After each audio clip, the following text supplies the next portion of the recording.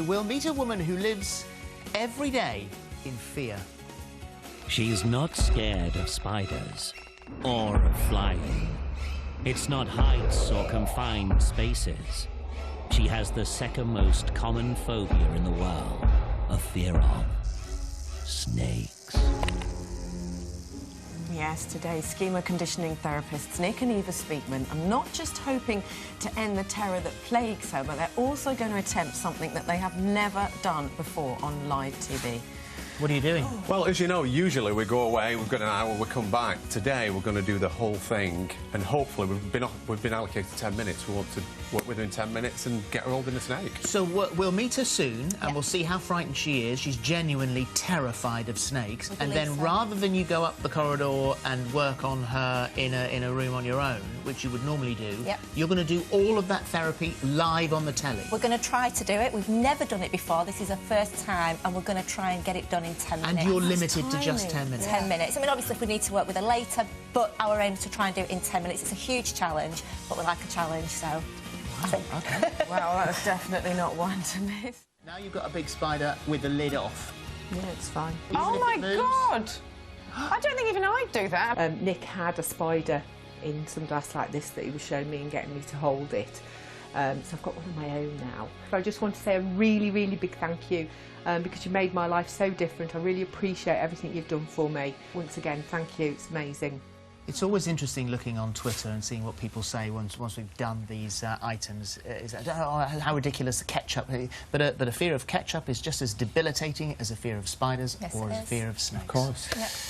OK, so Philip and I are not going to speak now. We're going to hand over to Nik and Eva, and we're going to aim to help Dawn overcome her fear of snakes. OK, thank you. So, thanks. So, Dawn, to start off with, there's 5 of us sat here.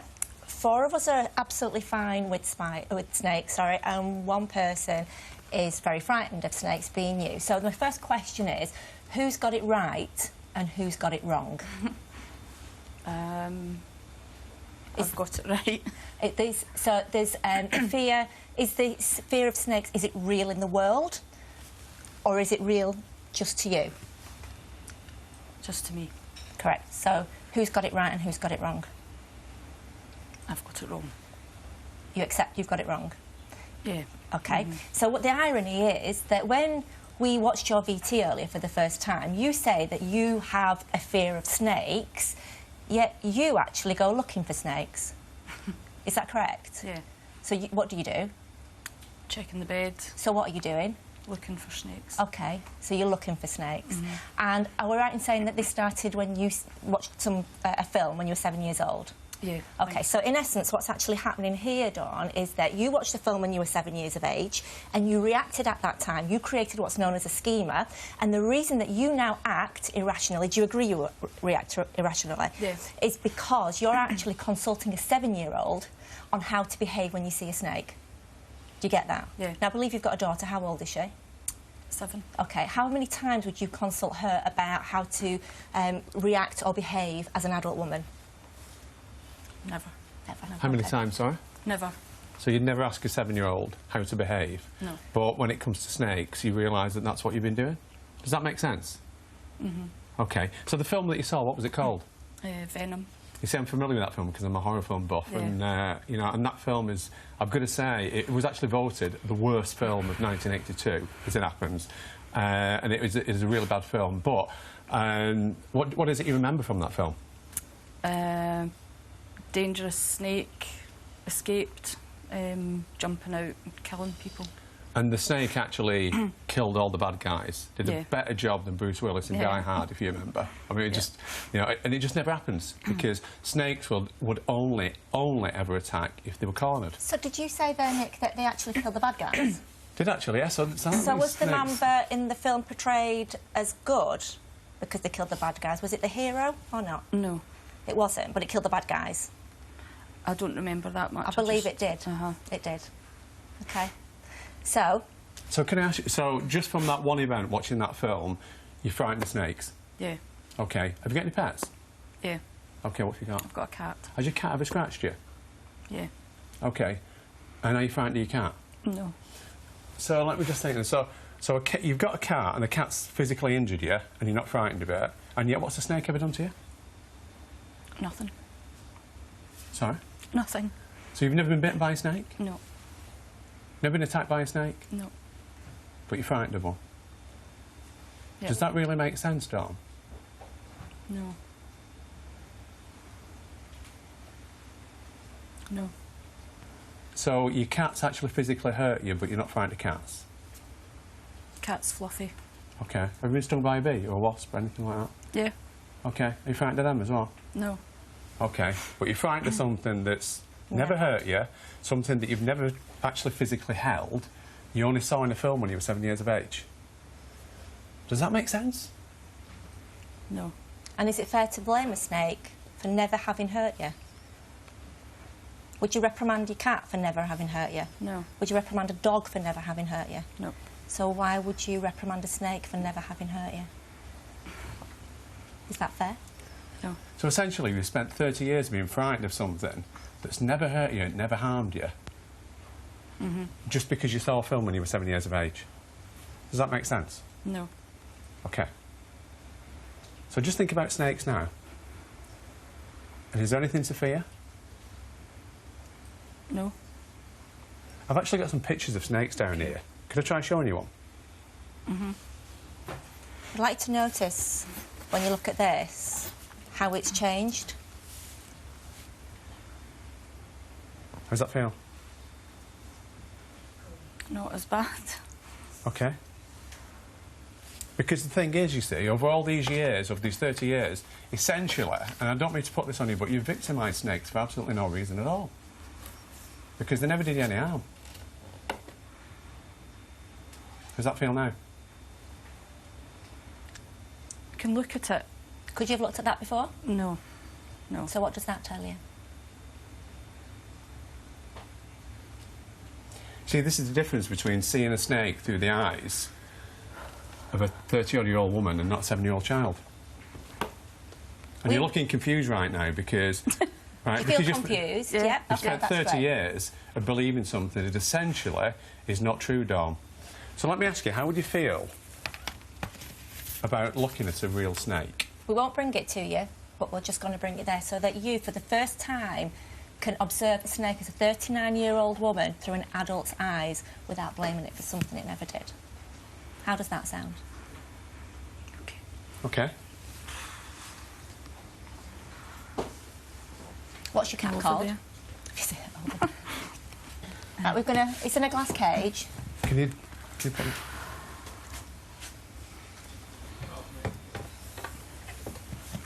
What was your favourite film when you were 7 years old, or your favourite TV character? Oh. Oh. Give it a chance. Don't forget you've had over 30 years being frightened. But notice how it's changed. Would you have been able to do this before? Are you actually... Can you feel how different that now feels? What did the snake ever do to you? Nothing. If I can just explain what's happening to you there, because you're finding that schema that you had from the age of 7, and initially you're feeling anxiety, but then you've got the realisation of the new information they've just given you, and you realise that you're not frightened. Oh, we got your heart rate. Oh, that's nice. You see, your heart rate peaked before at the prospect of seeing a live snake at 146, we were told. Ooh. And we couldn't even show you the snake. And you're but they're currently here in on front of you. 117, which is absolutely fabulous. So what I'd like to now ask you is, what do you see? A snake. What's the snake ever done? Nothing. Do you feel any anxiety looking at this picture? You can be honest with yourself. You can let it go. Did you think that you'd ever be able to sit down in front of some live snakes? I know you feel massive confusion now because you're holding a photograph of the snake and you couldn't write the word before, and you sat with a tank full of snakes in front of you, and you've actually got a very small smile on your face. It's bizarre.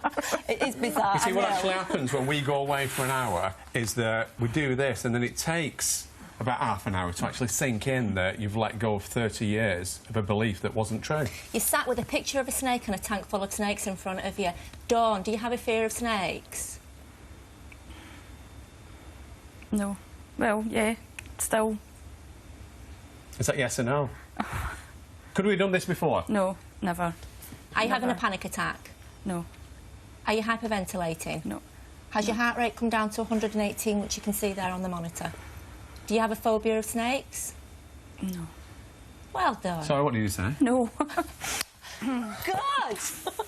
Well done. Our aim would be, if we can, to sort of work with you a little bit more. Yeah. And maybe at the end of the show, Have see you if holding we a can hold snake? one. Would you hold one, do you think? Do you think you could ever hold one? I never thought I could, but Would I never thought I could look at one, so... Well, It's bearing in mind amazing. what we've just witnessed over exactly 10 minutes. Really, was it? Yeah, and so I'm gonna do something now. I'm gonna ask you guys, because you're in charge here. What about if I went and I had the snake? Could I Yeah, put I a think snake that would on be me? okay. Yeah. As long as you put the snake on you It'll and be over there. Yeah, stand over there, and then you deal with that however. Yeah, absolutely. However you think. You see, the thing is, the scheme has now changed. She realises she doesn't have a phobia. So now what we do, which is why we do this showing before and after, we actually show the things, is so that Dawn can get the evidence and feel the difference, and that will help her to realise the schema has changed. We're proving it. And I also noticed, what's interesting is I noticed the confusion on your face, Correct. because you think That's right. that you ought to be, but now you That's realise that exactly you're right. not. That's exactly right. And that happens with everyone, doesn't Yes, it? yeah, It's you like a always see that go-to, face. isn't it? Yes, You're so yes. used to saying Exactly. it. It's like a road that you've travelled over and over again, and now there's a different destination. I hope you're proud of yourself. I'm looking at your little girl over there. She's giving you the thumbs up. Oh gosh, here's Philip with a snake. No. There we go. No, I'm just standing here, not doing anything. Just standing here. There How we go. does that feel? Just as much as that. I thought I would have ran. Yeah, of course you would. Yeah. But What, you because see of what you Philip, could or do. because of the snake? Steady on now. I'm only kidding. You see, the thing is, Dawn, as Philip just mentioned, you've got that confusion because in the past you would not have been here, but you are, and it's Can hard I to just understand. say that your heart rate has actually gone down to 100 now? Oh, 99. 99. That is- We're going to take a break and we'll come back. Your 93. heart rate is actually going down. We'll take a quick break and we'll take your calls right after the break. And maybe by the end of the show, she might be able to do this. We'll see in a minute. Right then, earlier today we met Dawn Williamson, who was so terrified of snakes she was afraid that she wouldn't be able to go to her dream holiday in Florida later this year. Yes, Nik and Eva Speakman worked on her live on the show, and the results were absolutely extraordinary. They're all back now, and we're going to see just how far it's got in the time that we've been away from People you. are very sceptical when they, and quite obviously, I no matter what you understand do in front of people, they're sceptical. But Paul says, I would not like the Speakmans treating my phobias. It's kind of bullying you into thinking you're not scared. Did you feel bullied? No, not at all. No? No.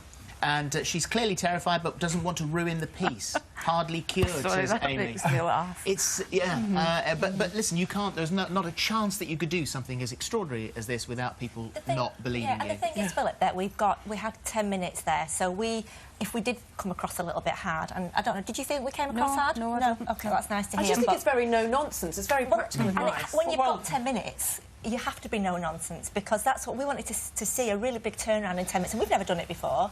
So We've seen some fairly extraordinary turnarounds. This morning, you could not look at a small tank of snakes. I couldn't even bring them in. Couldn't even say the word, really, without raising your blood pressure. We're about to do something quite extraordinary now. This is at the end of your day here. I don't know whether you would ever have believed that this was possible. OK, in you come, guys. In you come. Your heart rate is 123. And what is that, a Burmese python? This is a Burmese python. OK, could His you... name's Such a Popeye. pretty colour. Yeah, it's a beautiful colour. Absolutely gorgeous. we're going to pass him down this way. Would you ever have believed that you could get that close to such Are a you thing? staying up that way? You Dawn? slap that in. Never. Talk us through it. How are you How do you feeling? feel? See what you think. Yeah? Yeah. Now you're Oh my touching it. goodness, it's like a miracle. That is quite How's that feel? extraordinary. It's bizarre. Really bizarre. 109, 110, your heart rate's actually gone down. So this means a massive amount to your family, because you were saying that you may not even be able to go on your dream holiday to Florida. So do you think now you'll be able to go? Yeah. How are you feeling right now? Fine. It's just bewildering, it It's must really- be, because you're so used to For that all my life, go-to. I've been terrified, and to sit with one on my knee. Well, it's been absolutely fascinating doing it live. Thank you, guys. Thank you very much. Thank you. You're It's been welcome. fantastic Thank you. as Thank you. ever.